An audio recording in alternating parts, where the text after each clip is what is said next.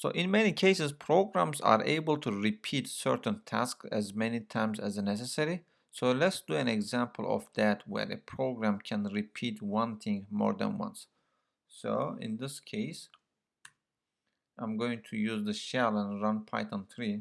So let's say I can print hello once, right?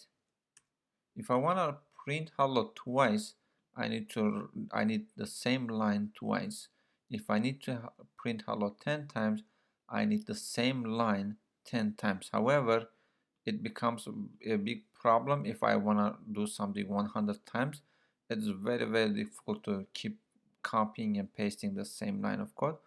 For in that case, I can create a for loop, and I can say for I in range, let's say 5. Again, this is meant to be a quick introduction, so you don't have to understand really what's going on, but just note that this will repeat something 5 times. So what I want to repeat 5 times, I want to print hello.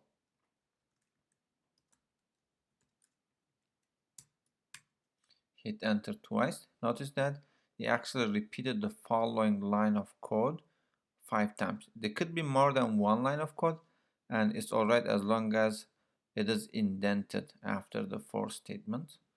So there's one more way to look at it, is that I can actually print the I. I is a value that holds the index that will start from 0 to 4 in this case.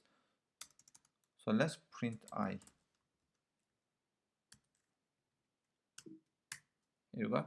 So the values of I, it can be any name, but we choose to use I because it's short for index. And the values of I were 0, 1, 2, 3, and 4. So you might ask, how can I put this in a file? So I think we know how to do this already. So I'm going to save this file as, I'm going to say for demo or repeat demo, whichever you prefer. Then I'm going to cheat one more time. I'm going to copy paste this code and then fix the indentation. So if you hit enter, usually Python does it for you. So you can print hello. We already did that. Let's do one more thing. Print world. So this time there are 2 lines of code that will be repeated, and then let's see what happens. So I'm going to exit from here, and I'm going to say Python 3 and for demo. Here we go. Hello world, hello world, hello world, hello world, hello world 5 times.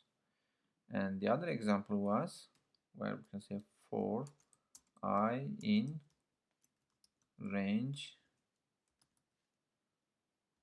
let's make it 10 this time, and then print all values of I.